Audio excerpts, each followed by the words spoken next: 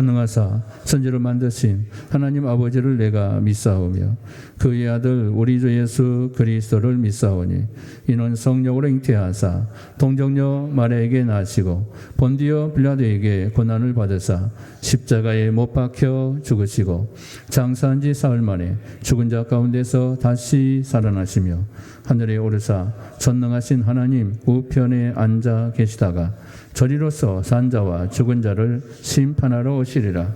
성령을 믿사오며 거룩한 공의와 성도가 서로 교통하는 것과 죄를 사하여 주시는 것과 몸이 다시 사는 것과 영원히 사는 것을 믿사옵나이다. 아멘. 자리에 앉으시기 바랍니다. 우리 이종각 집사님 기도 인도해 주시겠습니다.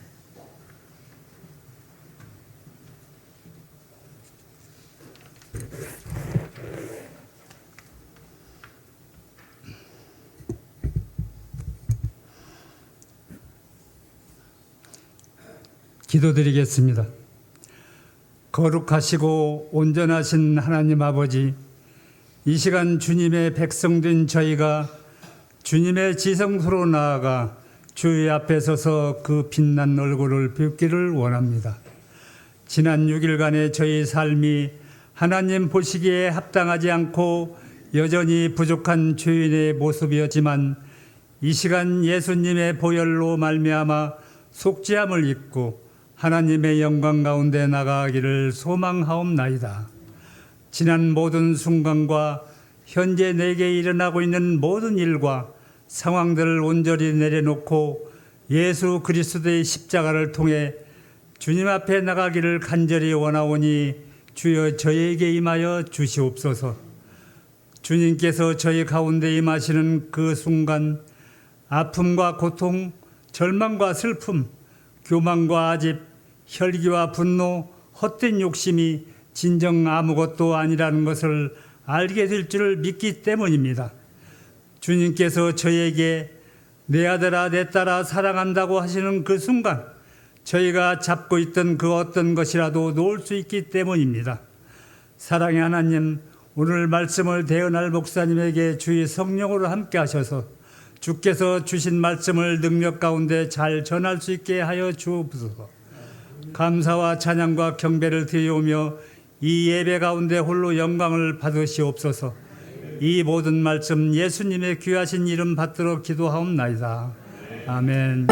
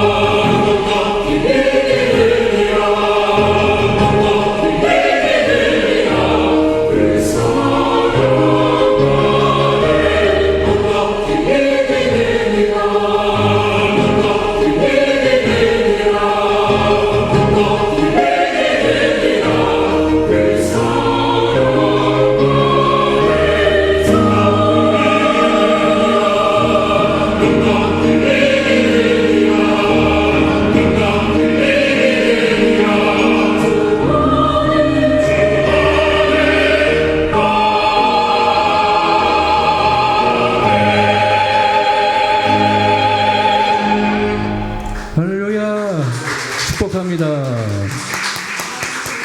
우리 하나님 영광 받을 줄 믿습니다. 자, 오늘 우리에게 주신 하나님 말씀 보도록 합니다. 히브리서 11장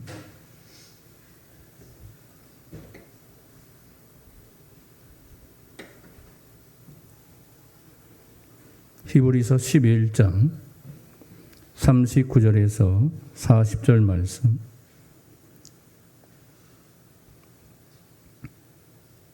우리 같이 함께 한 목소리로 합독합니다. 이 사람들은 다 믿음으로 말미암아 증거를 받았으나 약속된 것을 받지 못하였으니 이는 하나님이 우리를 위하여 더 좋은 것을 예비하셨은즉 우리가 아니면 그들로 온전함을 이루지 못하게 하려 하심이라. 아멘. 할렐루야. 주님의 사랑이 넘쳐날 줄 믿습니다. 옆 사람과 인사할까요? 주님이 오늘 또 나를 부르셨습니다. 믿으십니까? 자, 말씀 제목 한번 크게 외쳐볼까요? 시작. 무엇을 받으라?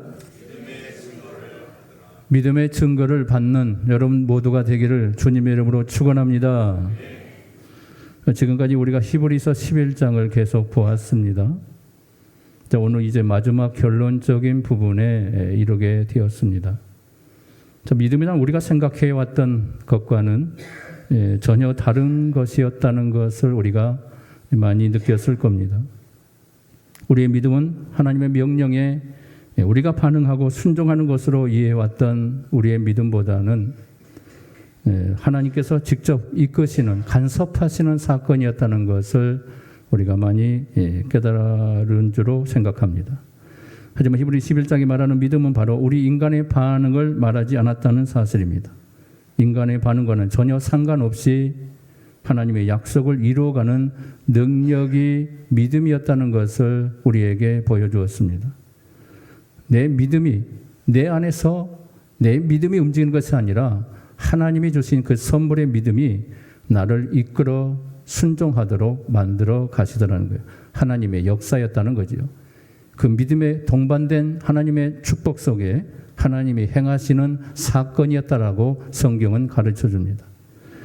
자, 오늘 결론적인 말씀을 통해서 무엇을 말하고 있는가 하는 이 부분을 또 우리가 살펴볼 필요가 있습니다.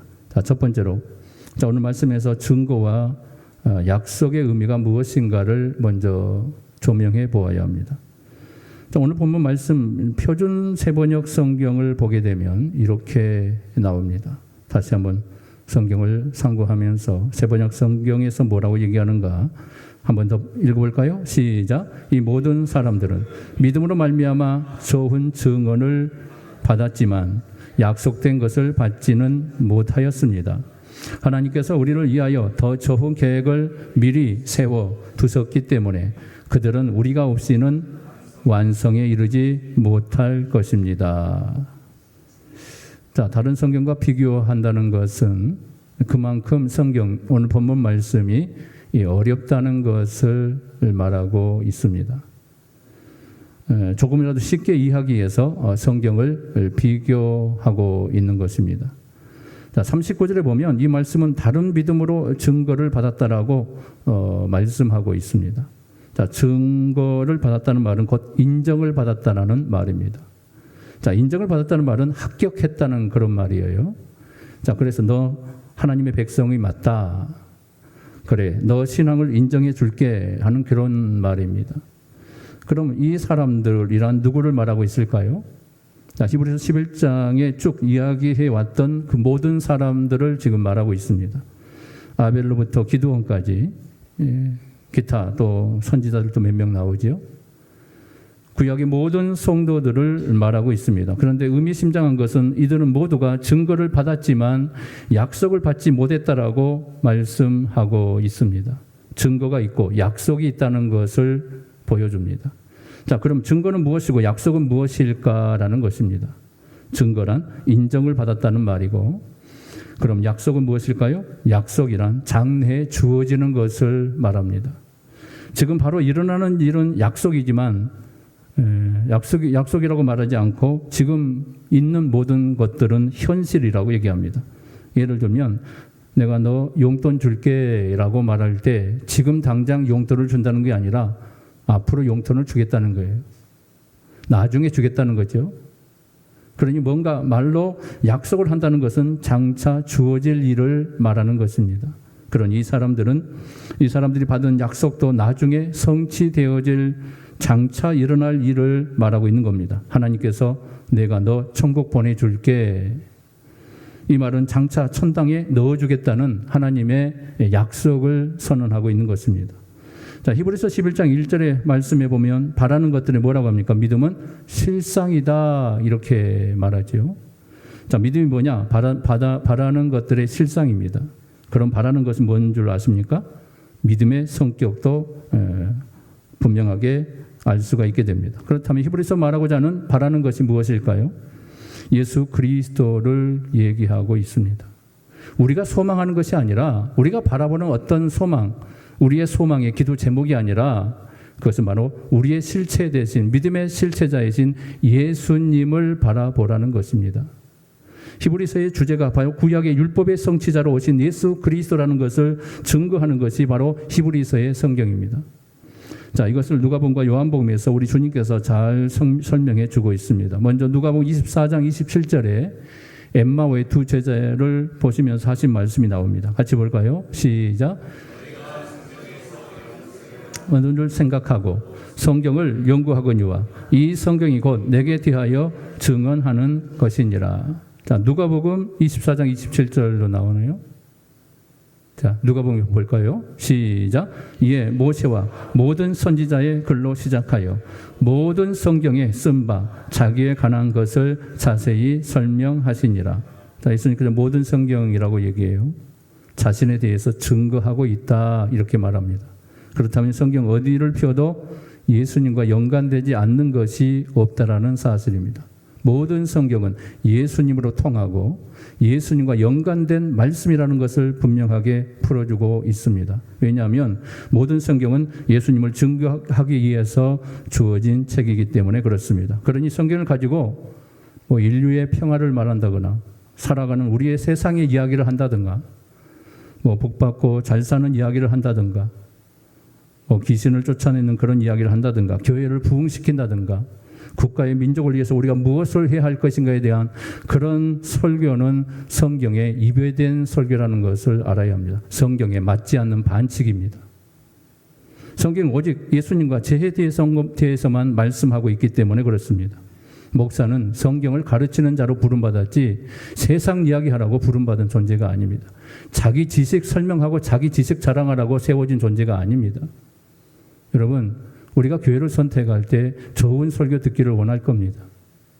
그러나 세상 듣는 모든 얘기를 여러분들이 그것을 즐겨 한다면 세상에서 얼마든지 철학을 듣고 세상에 많은 세미나와 많은 컨퍼런스도 존재합니다. 우리가 교회에 오는 것은 말씀 중심으로 하나님의 뜻이 무엇인가를 분별하기 위해서 하나님이 뭐라고 말씀하는가 그 음성 듣기 위해서 여러분들이 교회에 나오는 줄 믿으시길 바랍니다. 예수님과 죄에 대하여 말하기 위해서 인간사의 이야기가 존재할 뿐이지 세상 이야기는 예수님의 이야기를 하기 위해서 도입된 것에 불과하다는 것입니다. 그럼 히브리서도 누구를 말하라고 쓴 것일까요? 당연히 예수님이라는 것입니다. 그렇다면 믿음은 바라는 것들의 실상이요라는 말도 누구를 겨냥하고 말하고 있습니까? 예수님을 겨냥해서 말하고 있다는 겁니다. 다시 정리합니다. 믿음의 실상은 누구입니까? 예수님이에요. 자, 그럼 히브리서 11장에 기록된 사람들마다 믿음으로 누구는 어떻게 하고 믿음은 누구로 어떻게 저렇게 했다라는 모든 것은 다 예수님을 위해서 그런 일들을 하였다는 것이 되어지게 되는 것입니다. 노아가 방주를 지은 이야기도 예수님이 거기에 포함되는 이야기입니다. 사라가 이삭을 낳는 것도 예수님의 이야기가 되어지고 모세가 이스라엘을 출애굽시킨 것도 예수님의 이야기가 되어지는 겁니다. 여호수아가 여리고성을 무너뜨린 것도 예수님의 이야기가 되어진다는 겁니다. 여호수아의 위대함을 드러내고 모세의 위대함을 자랑하고 인간의 잘됨을 자랑하는 성경이 아니라 예수님이 누구신가, 예수님이 어떤 역사를 이룩하고 있는가, 구약에는 어떤 역사를 통해 구원의 사건을 일으키고 있는가, 구약에 나타나신 예수님을 보여주고 있더라는 거죠. 여러분, 성경을 통해서 예수님을 만나시길 바랍니다. 예수님을 많이 발견하시길 바랍니다. 사람이 드높이는 도덕적 성경이 아니라 말씀을 통해 주님의 역사가 일어나고 주님이 어떤 모습으로 내 삶 속에 찾아오시고 나에게 음성을 주시고 말씀하시는가, 그 음성을 들으시기를 주님의 이름으로 축복합니다. 두 번째는 약속을 받지 못했다는 말이 무엇인가라는 부분입니다. 자, 증거란 인정받았다는 말이라고 했죠. 그래, 내가 너를 인정해 줄게, 그런 뜻입니다. 그럼 이들이 인정을 받은 것은 무엇을 위한 인정을 받는 것입니까? 약속을 위해서 인정을 받은 것입니다. 그런 약속이 무엇인 줄 알면 이 부분이 정확하게 해석이 되어지는 겁니다. 성경의 약속은 모두가 누구에게 대한 약속이라고 말씀했습니까? 예수님에 대한 약속이라고 말씀했어요. 그럼 자연히 이들이 받지 못할 약속이란 바로 예수님이라고 말씀이 되어지는 겁니다. 여러분, 예수님은 언제 오셨습니까? 구약에 오시지 않았지요? 구약의 마지막 때 신학이 시작될 그 기점에 우리 주님이 이 땅에 오십니다. 이것을 신학성경, 신학이라고 얘기하죠. 자, 그럼 히브리서 11장 기록된 사람들은 언제 사람들이죠? 신학의 사람입니까? 구약의 사람입니까? 구약의 사람이죠. 자, 물론 예수님은 영원하신 분이기 때문에 어느 시대를 막론하고 함께 계신 분이십니다. 그러나 예수님께서 육신으로 이 땅에 오신 사건은 신학시대에 오십니다. 육의 몸을 입고는 신학시대에 오신다는 겁니다.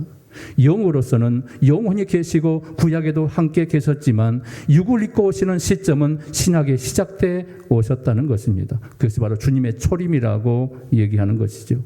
그럼 구약시대엔 육신으로 오신 예수님이 계셨어요? 안 계셨어요? 육의 예수님이 계시지 않았습니다.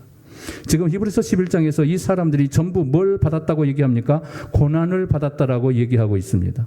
지난주에 말씀드렸죠. 엄청난 고난이 그들에게 임했습니다. 그리고 그 고난을 기뻐하며 감수하고 더 큰 부활의 영광을 사모하며 그들은 구차히 풀려날 것을 원하지 않았다라고 말씀을 하고 있습니다.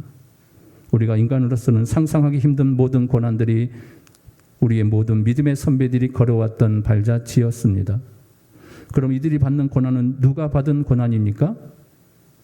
장차 육으로 오실 예수님이 받을 고난이었다라는 것입니다.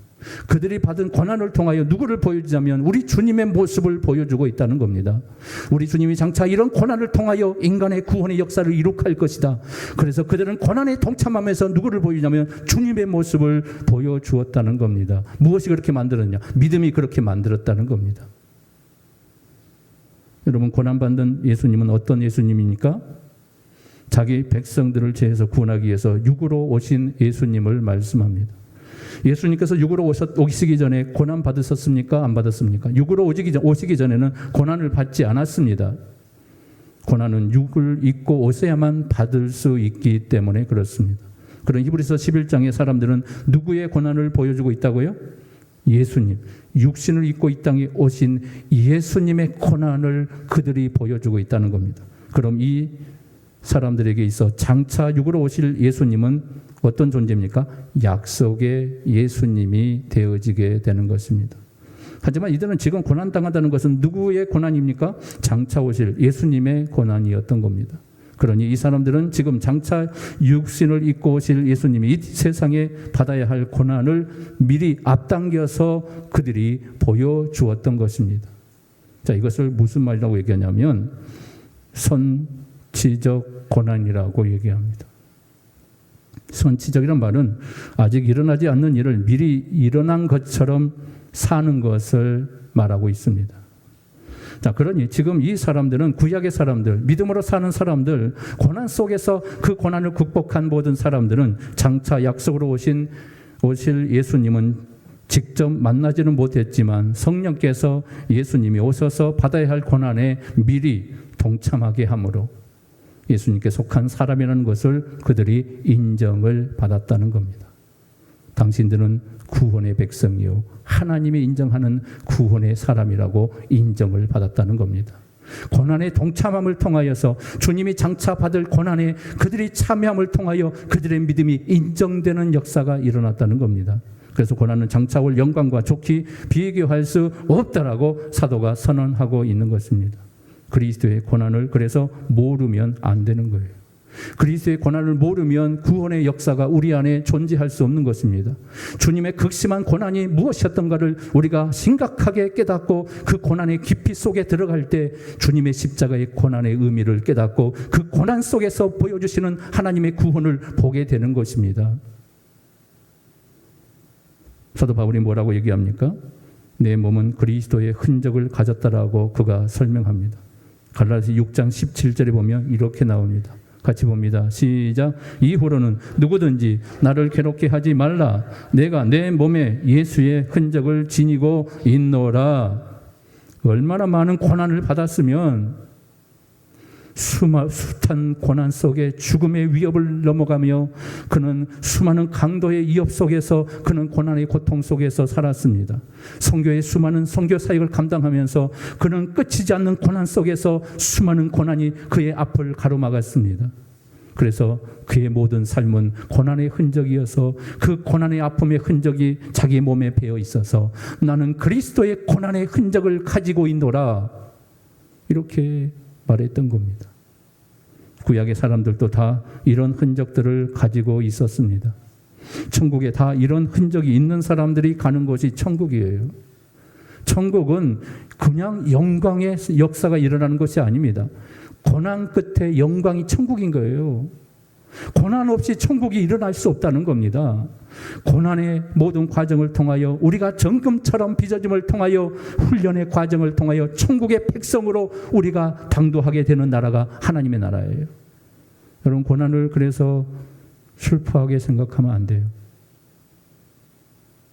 내게 고난이 오면 그리스도의 고난이구나 기꺼이 감수하셔야 합니다. 감사함으로 받으셔야 돼요.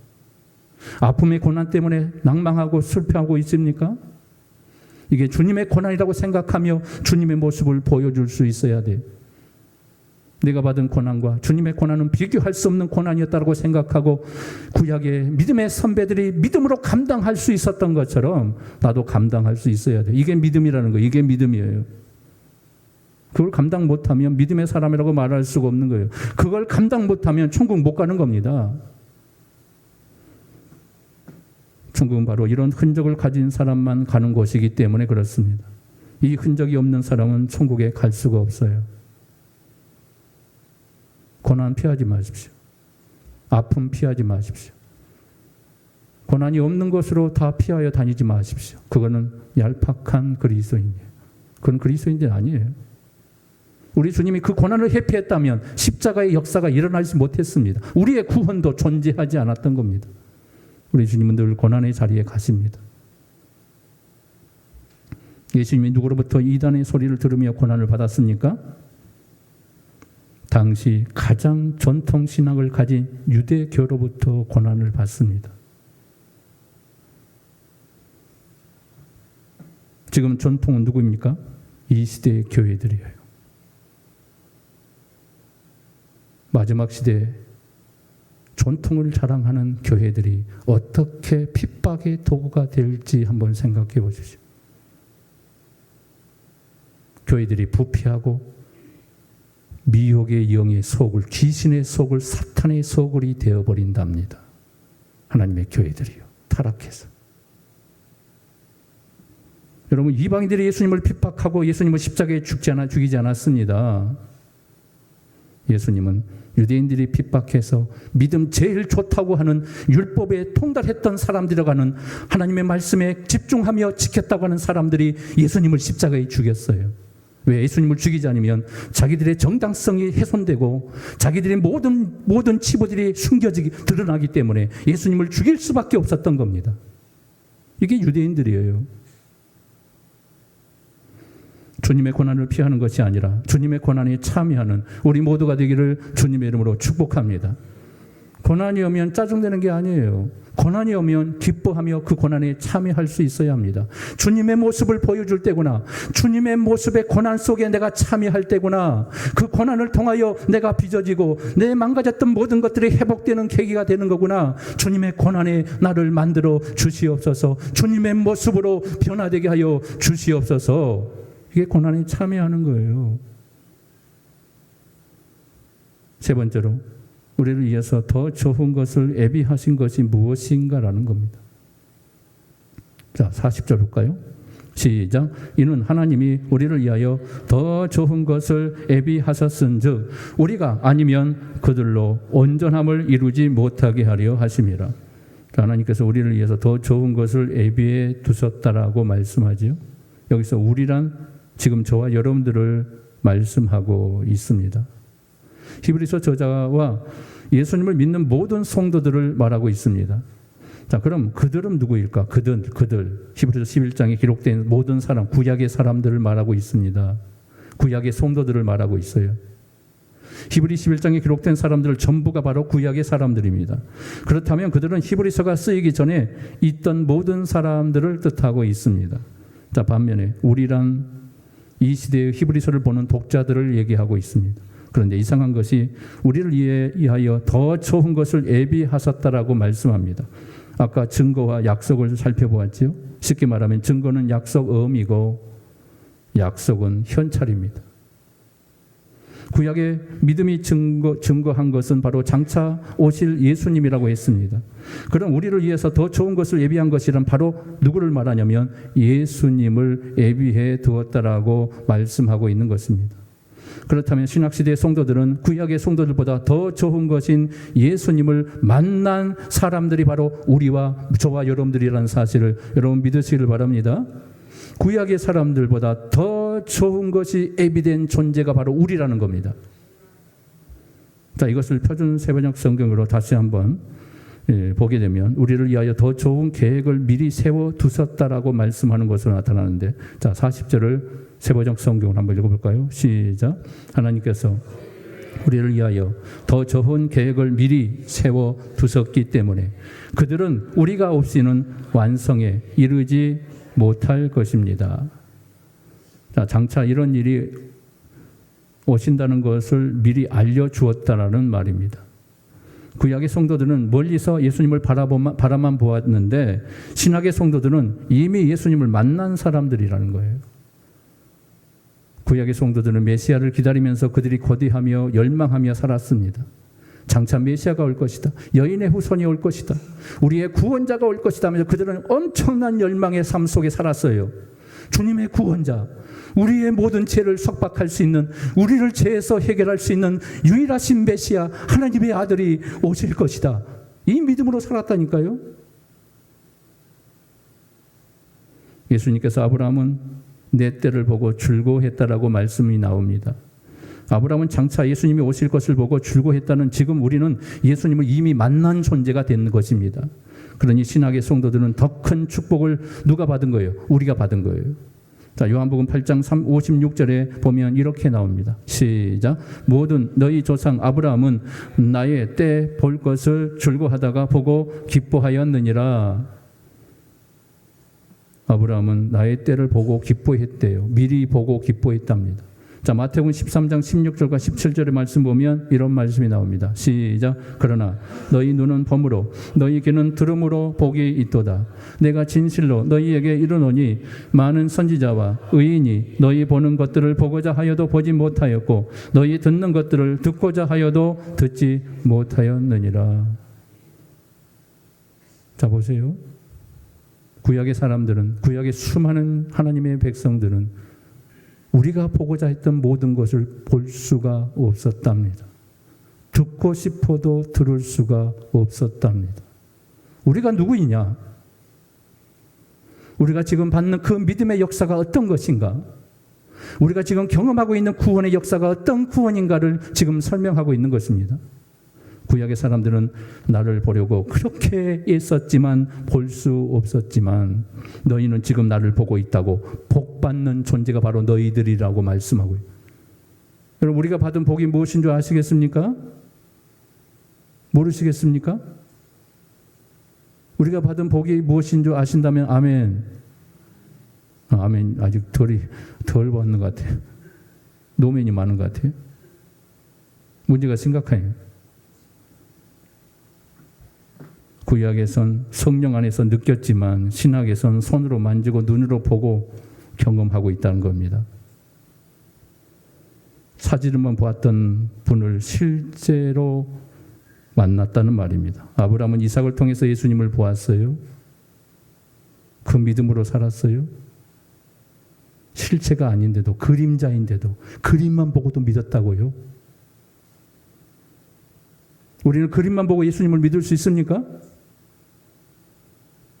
이삭은 예수님을 보여준 사진과도 같은 존재. 아브라함은 이삭을 통해서 예수님을 보게 된 것입니다.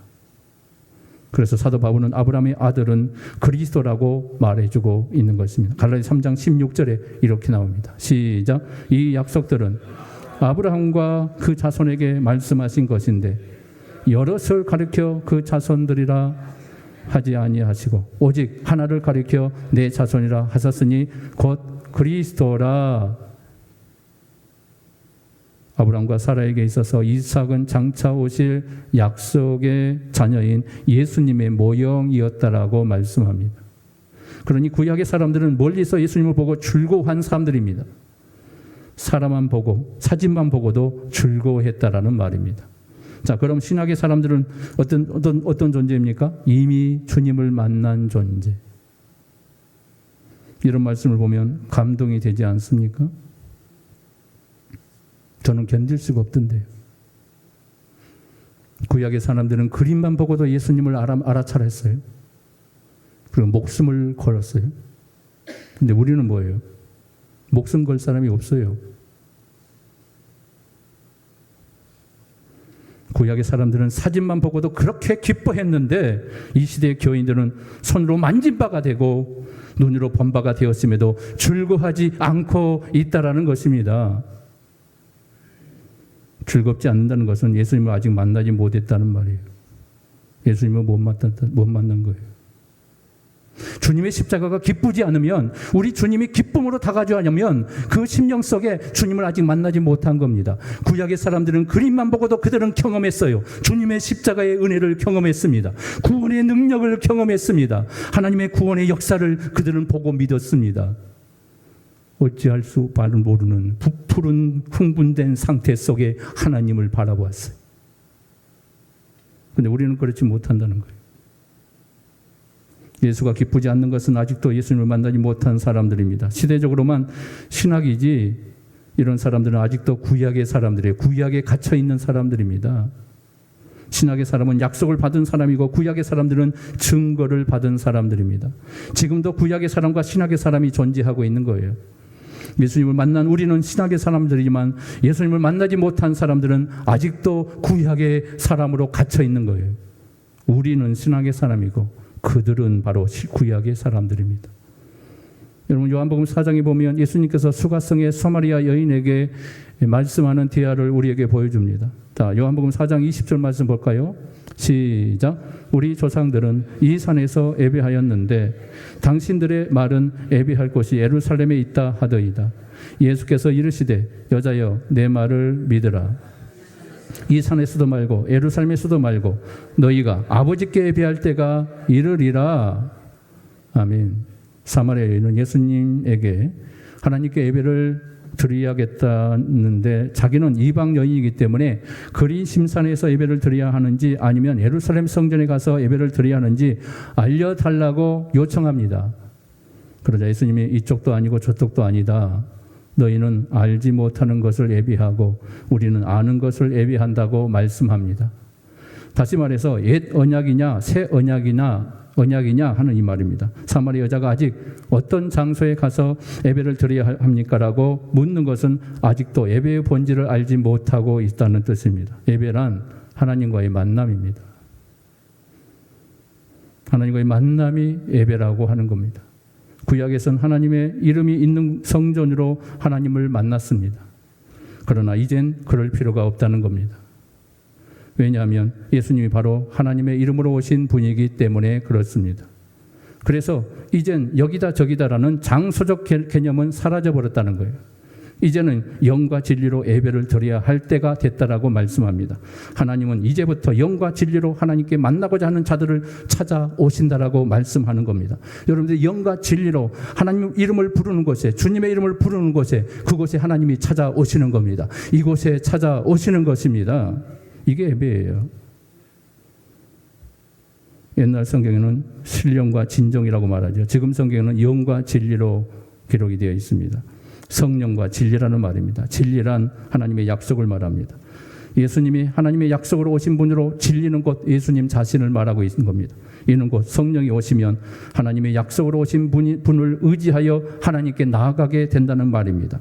하나님의 약속으로 오신 분이 바로 예수님이시기 때문에 그렇습니다. 그럼 이젠 어떤 장소가 아니라 예수님 안에 하나님을 만나게 되는 것입니다. 하나님을 만날 수 있는 장소가 이젠 예수님이 되어지게 된 것입니다. 이렇게 예수님을 통하여 하나님께 나아가는 것이 바로 예배라고 말씀하고 있습니다. 그렇다면 구약의 성전 개념은 어떻게 됐을까요? 이미 사라져버린 거예요. 구약의 성령 개념이 없어요. 이제 성전에 와서 하나님께 예배를 드려야 한다는 것은 구약을 알지 못하는 예배에 대해서 말씀하고 있는 겁니다. 그럼 이 시대의 교회를 성전 개념으로 두어서는 안 된다는 겁니다. 교회는 모임의 장소 위에 아무런 의미가 없습니다. 교회에 어떤 의미를 두어서도 안 됩니다. 교회에 의미를 둔다는 것은 아직도 구약적 개념으로 성전의 개념으로 교회를 생각하기 때문에, 건물을 생각하기 때문에 그런 거예요. 그런데 이 시대의 교회가 마치 구약의 성전과 같이 되어버립니다. 목사들은 교인들을 구약의 성전의 개념으로 가두어 두고 있습니다. 교회가 마치 하나님의 집으로 가르치고 있다는 겁니다. 결국 교회가 신전, 곧 우상의 전당이 되고 만 것입니다. 목사님들도 성전 건축을 해야 한다고 헌금을 하라고 그럽니다. 구약적 성전 건축을 얘기하고 있습니다. 성전은 사라졌어요. 이제 성전이 필요 없어요. 우리 주님의 몸이 성전인 겁니다. 성전 건축을 하라고 헌금한다는 것은 나는 구약의 사람입니다 라고 말하는 거예요. 난 예수를 만나지 못한 목사입니다라고 고백하는 것과 동일한 것입니다. 여러분, 교회가 만약에 성전이라고 한다면 구약적 요소들을 채워내야 합니다. 제사장도 있어야 되고 안식일도 있어야 되고 제물도 있어야 되고 양과 소도 있어야 합니다. 구약식으로 짐승을 잡아서 예배를 드려야 돼요. 그래야 구약의 성전이 되는 겁니다. 그러나 어느 교회도 양이나 소를 잡아서 예배 드리는 곳이 없습니다. 그러면서 교회를 성전이라고 하면 예수를 믿는다고 말하고 있습니다. 이건 절반은 구약이고 절반은 신약인 이상한 집단이 되어버리고 말았습니다. 이건 교회가 아니라 세상 말로 괴물이라고 얘기하는 겁니다. 이 시대의 교인들은 바로 구약 사람이고 반은 신학 사람으로 존재하고 있다는 거예요. 성경에 이런 사람이 있습니까? 교회도 아니고 성도도 아니라는 겁니다. 지금 하나님을 만날 수 있는 길은 오직 예수님 안에서만 만날 수 있다는 것을 여러분 믿으시기 바랍니다. 하나님은 오직 예수 안에서만 만날 수 있다는 것입니다. 그러니 성령 받은 성도는 구약식 신앙생활을 하지 않아야 한다는 것이죠. 성전이니 제사장이니 이런 것들을 고집할 필요가 없다는 겁니다. 이젠 예수님이 주일이고 예수님이 성전이고 예수님이 제사장이 되어진 것입니다. 목사가 제사장이 아니에요. 속지 마십시오. 지금도 천주교는 사제라고 부르죠. 그래서 사제권을 가지고 성도들을, 그러니까 천주교 신도들을 이게 사제하고 죄를 용서하고 속죄하고 고해 성사하잖아요. 그거 잘못된 거예요. 구약식이에요.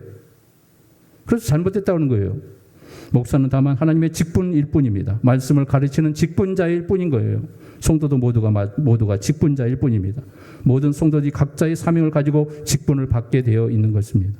직분에 높고 낮음이 존재하지 않습니다. 계급이 존재하지 않습니다. 다 예수의 몸의 지체로서 봉사할 뿐인 것입니다.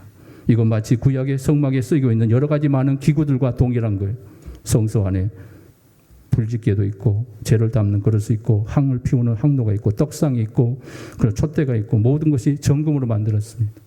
이 모든 차별이 없다는 것을 말하고 있고 모두가 존귀한 존재라는 것을 말하고 있어요. 계급의 차별이 없다는 거예요. 직분의 차등이 없다는 거예요. 누구나 공평하고 누구나 평등한 존재라는 것입니다. 여러분, 성도들은 고귀한 존재라는 것을 여러분 믿으시기를 바랍니다. 마지막 네 번째는 우리가 아니면 온전함을 이루지 못한다는 의미가 무엇인가를 오늘 본문은 말씀합니다. 자, 40절 후반부 볼까요? 시작. 우리가 아니면 그들로 온전함을 이루지 못하게 하려 하심이라. 하나님께서 우리를 위하여 예수님을 보내주셨습니다. 그런데 의미심장한 것은 우리가 아니면 그들은 온전해지지 않는다고 말씀합니다. 이 말이 쉽게 말하면 우리가 없으면 그들이, 구약의 사람들이 존재의 가치가 없다라고 말씀하고 있어요. 앞에서 우리란 예수님을 영접한 신학의 성도라고 말씀했어요. 그러면 예수를 영접한 성도가 없으면 구약의 믿음으로 살았던 사람들은 완전히 존재감이 없는 존재, 꽝이 되어버린다는 거예요. 무효가 되어버린다는 거예요. 무슨 말인지 어렵지요? 성경이 그래서 어려운 것입니다. 육으로는 도무지 이해할 수 없는 것이 바로 성경입니다. 우리가 아니면 저희들은 온전해지지 않는다라고 성경이 지금 말하고 있습니다. 쉬운 말로 우리가 없으면 저들도 없다, 존재감이 없다라고 말하는 거예요. 왜 그럴까요? 이것이 바로 증거와 약속의 차이입니다. 여기서 증거라는 말은 멀리서 내다본다는 말입니다. 이걸 본문에서 우리가 아니면 저희가 온전해지지 않는다는 말로서 설명하고 있습니다. 그래서 예수님께서 세례 요한을 보고 뭐라고 얘기합니까? 여자가 낳은 자 중에서 제일 큰 자라고 예수님이 설명합니다. 키가 크다는 말이 아니에요. 아벨로부터 구약의 사람들이 그렇게 보고 싶어 했던 예수님을 만났기 때문에 제일 큰 자가 되었다는, 마지막 선지자로 이 땅에 온 사람이 세례 요한이에요. 그리고 예수님의 첩경을 예배하고 우리 주님이 6개월 전에 먼저 이 땅에 와서 주님의 복음을 증거했던 사람이 세례 요한입니다. 그리고 주님을 영접합니다. 그리고 주님을 영접하면서 우리 주님께 세례를 줍니다. 그래서 여자가 낳은 자 중에서 가장 큰 자다. 구약의 모든 사람들이 예수님을 보기를 열망했지만 세례 요한만큼 큰 자가 존재하지 않다. 왜냐하면 세례 요한은 마지막 선지자로 와서 예수님을 직접 보았기 때문이다라고 말하는 겁니다. 그런데 예수님은 천국에서는 지극히 작은 자보다 세례 요한이 보다 더 크다라고 얘기하고 있어요. 왜 천국에서는 제일 작은 자가 세례 요한보다 더 크다라고 말씀하고 있을까요? 그건 세례 요한은 초림으로 오신 예수님만 보았기 때문에 그렇습니다. 그래서 구약의 그림자만 본 성도들보다도 큰 자이지만 신약의 성도들보다는 지극히 작은 자라고 이렇게 말하고 있는 것입니다. 성경이 구약의 그림자로만 끝난다면 구약의 모든 성도들은 헛될 수밖에 없었다는 것입니다. 그러나 신약의 모든 성도들을 실체이신 예수님을 초림과 그리고 십자가 사건, 부활 사건, 승천 사건, 그리고 다시 오실 주님을 기다리고 있는 이런 존재로 신약의 모든 성도들이 지금 살고 있습니다. 이 시대에서 태어난 주님의 모든 구원의 역사를 경험할 수 있다는 것이 얼마나 위대한 것인가를 여러분들 깨달으시기를 주님의 이름으로 축복합니다. 세례 요한도 이렇게 위대하고 큰 존재라고 설명했다라면 우리는 얼마나 더 큰 존재입니까? 우리는 이미 주님의 부활을 경험한 사람이요. 주님의 부활, 십자가 사건, 우리 주님이 땅에 오셔서 모든 일을 이룩하시고 완성하시고 십자가에서 다 이루셨다는 이 놀라운 사건까지 우리는 다 포함된 그런 역사 속에 살고 있습니다. 그리고 주님은 부활하셨습니다. 부활을 목격하고 부활을 경험한 존재로 살고 있습니다. 그리고 우리 주님은 하늘 보좌로 승천하셨습니다. 다시 오실 주님을 우리는 기다리고 있습니다. 얼마나 위대한 존재입니까? 주님을 처음으로 만난 세례 요한도 위대하다고 말하고 있는데 우리는 모든 것을 경험한 사람들입니다. 모든 것을 직접 체험한 사람이 된 것입니다. 얼마나 위대한 존재입니까?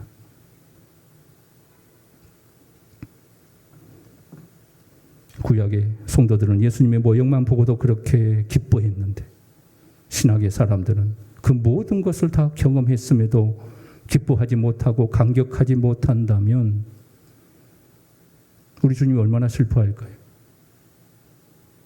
우리의 구원이 얼마나 위대한 것인가? 내 안에 이루어진 이 구원의 역사가 얼마나 위대한 것인가? 여러분들 늘 감동을 받습니까? 그 감동을 경험하시길 바랍니다. 그 감동을 경험하래요. 그 감동이 없다라면 여러분은 예수님 만난 사람이 아니에요. 내가 성도로 존재하고 있다지만 아직까지 성도로서의 삶을 살지 못하고 있는 자입니다. 주님의 감동된 존재로, 주님의 부활을 체험한 존재로, 주님의 십자가의 은혜를 체험한 존재로 감동 속에 사는 하나님의 사람들이 되어야 됩니다. 이것이 바로 오늘 성경에서 말하는, 우리가 아니면 구약의 모든 사람들은 그들은 다 헛된 존재가 될 수밖에 없었다라고 말씀합니다.